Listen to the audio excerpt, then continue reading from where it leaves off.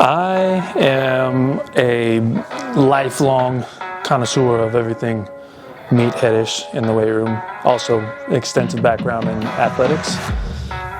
Started with football and track in high school, played a little bit of football in college, played a little bit professionally in arena football for a little bit, then migrated into the coaching world while also still competing in things like CrossFit. Was on the US national team for bobsled for 4 years and continue now to train the same way as I've always trained in terms of sports and performance is kind of the world that I like to stay in when it comes to training, and been doing it now for over 20 years. Like, I enjoy the process maybe more than others, which helps kind of pay off in the long run. But even when I was young, like, I was always strong, I was always faster.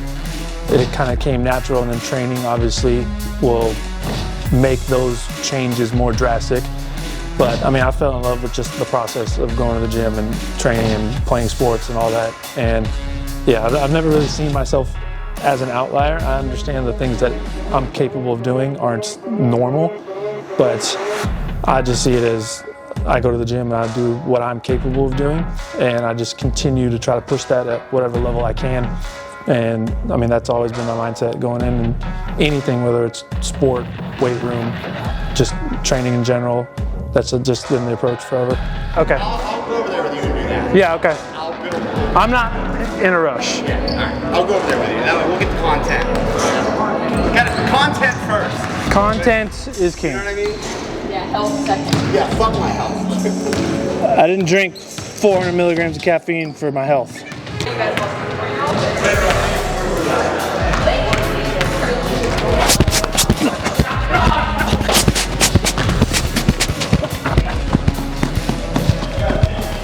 What's the goal today? So we're gonna measure some flying 10s in this session today.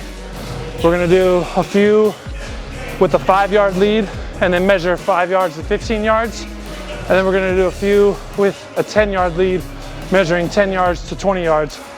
And those 10-yard times, we have the guys doing what we're doing with the combine. So naturally, I'm competitive and I wanna try to beat their times yesterday, or at least get as close as I can to what they did, so I can talk some shit for another day or two. Yep. Push, push, push, push.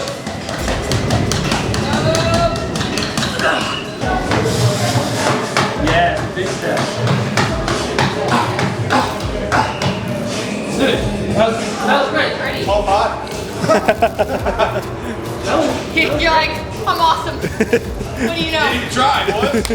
Holy fuck, I look like a, oh my god. I'm Christian McCaffrey. Oh my god, look at that. I'm Christian McCaffrey. Yes. So that first piece of equipment is called the Shredmill. So essentially it's a treadmill with no motor, and the resistance on that is going to be based off of where we select those magnets to be. The reason I like that is because you have to put force into that belt in order to move it, and then it's going to give you direct feedback of how much force you're putting in, how fast you can run, how much time did it take you to get to that top speed that you got to.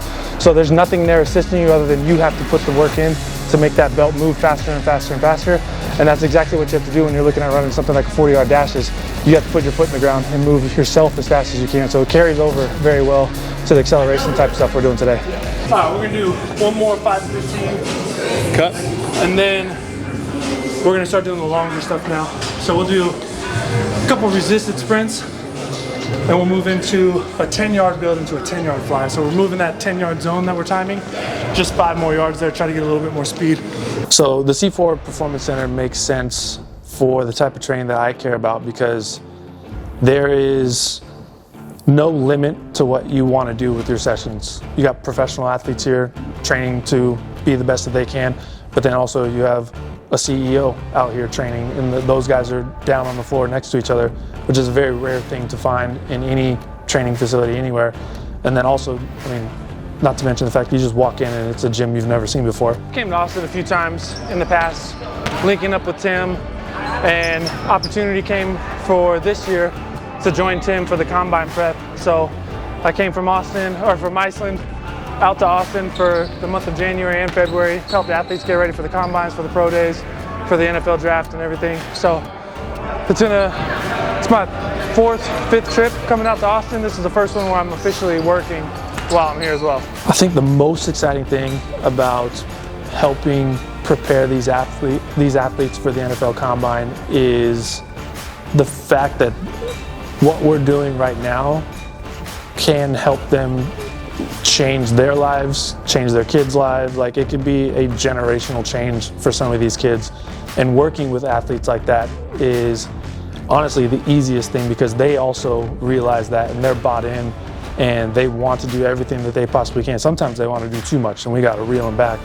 But being a small piece in their journey on trying to make it to the NFL is a very humbling experience to be able to work with athletes like this. It's very humbling in the fact that they're putting their faith and trust into me, that I'm going to be able to help them reach to that next level. It's been an exciting experience. Jumping in something like this, helping these guys out, has been a very smooth transition for me, and it's been an incredible overall experience here. Having Blaine come over here from Iceland to spend these 2 months here to train and to help me with the combine prep has been phenomenal. He brings just a wealth of knowledge, 20 years of strength and conditioning experience, and he's competed at the highest levels of athleticism, being a US bobsledder, pro level CrossFitter. Guy has been tremendous. He's been a huge value add. All the guys love him, and it's fun having a great training partner. People who have met Tim knows that he's got one of those like golden retriever type energies. It's just, he's a guy, as soon as you meet him, he is who you think he is. There's no like face that he's putting on for you. You're meeting Tim. As soon as we met, we're like, all right, this is gonna be a relationship that we're gonna be friends forever. Just, there's people you meet like that immediately and you're like, all right, he's one of them dudes. My name is Dr. Chris Lockwood. I am the VP of Scientific Affairs here at NutriBulk. How are you? Oh man, good to see you. This guy's got hops, man. I saw him slam dunking the other day. It's very impressive. Have you ever done a dynamometer before? No, I've seen it done before. Cool. So I was telling them that by law you have to watch Rocky IV when Ivan Drago's doing this, man. Okay, we're just trying to get one of those 3 reps, your max peak power. There'll be a force curve you're going to see, and you're going to see where in that curve that you have your strength. So we're going to do 3 of those. That's your MVC. Then we're going to take a little break, and we're going to then we're going to go into an endurance protocol. Now this is a fun one, okay? Because the endurance one is 180 degrees per second. It's going to feel like lightning fast and light, but the goal is still to push as hard as you can possibly against it and pull as hard as you can. Now it's 30 repetitions, man, at 100. Here we go, go, go, go, go, go, go. Push, push, push. Come on, pull, pull, pull. There we go, good, up, up, up, up, up, up. Pull, pull, pull, pull. One more, big, big, big. Good, good, pull it, pull it, pull it, pull it, pull it. There you go. Way to go, man. How'd that feel? I don't know if I breathe. That was solid, man. That was good. You crushed it on that last one. I don't know if you see that. I mean, you crushed it way up over that 3 on your last one, 315. I lost count. You nailed it, man. Or 3 sets of MVC sets to look for maximal voluntary contraction strength. Those were those slow ones that he did at the beginning. So the next one we do after this 2 minute, we're going to jump into the endurance ones. Whenever you're ready, man, remember, push, pull, just keep going. There we go, good. Way to start strong, come on, good. There we go, good job. Way to go. I only got one of those. How's that, huh? How was that? That sucks. You crushed it though. We should do 2 of those? We're gonna do 3 of these. 3 of them? The Physio Lab, it's incredible to have a lab like that where you can do these tests, and there is incredible value from doing these tests, especially if you're an athlete and you want to figure out like what's that next 1% thing I can work on and try to get better. Having a lab like that is going to give you measurable data to be like, all right, here is a weak point that we can find. Now we can either address that weak point if it is an issue, or at least we know it's there. But my personal experience was that leg thing sucked. Yeah, get that sea leg on there. Look at that, yeah. In that Yeah. Your VMO is all jacked. That is great.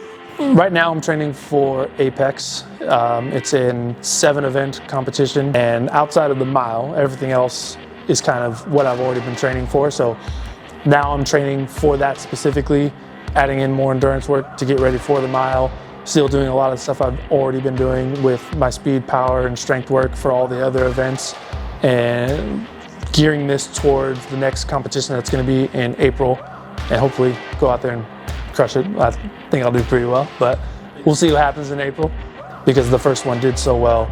The name is starting to grow. Tim's doing an incredible job marketing that and branding that as like the athletic competition. For me, I would love to influence the next generation of athletes and coaches by showing it doesn't matter what age you're at, it doesn't matter your current level of ability, there's always room for improvement, and there can be improvement regardless. And now that I'm 40 years old, I kind of hang my hat on the fact that it's like I'm still doing this at 40. I'm not as fast as I've ever been, I'm not as strong as I've ever been, but I'm still pretty damn fast, I'm still pretty damn strong, and I'm doing this at 40. And I think that can be shown to people who are 40 who maybe want to start doing something again, people who are 20 who are like, oh man, if he's 40 still doing it, I can do this forever. And I think that for me is kind of the path that I want to lay out, and my continued approach is going to be, I'm going to try to do this at 45, I'm going to continue to try to do this at 50, I'm going to, like every year I'm going to try to see, all right, I can still dunk the ball in 41, I can still dunk the ball in 42, like those type of things I think will have a bigger impact than like the specifics of, oh, he did 500 pounds on a back squat. It's the fact that I'm still trying to push those limits and try to make progressions at 40 years old, 50 years old, or whatever it might be.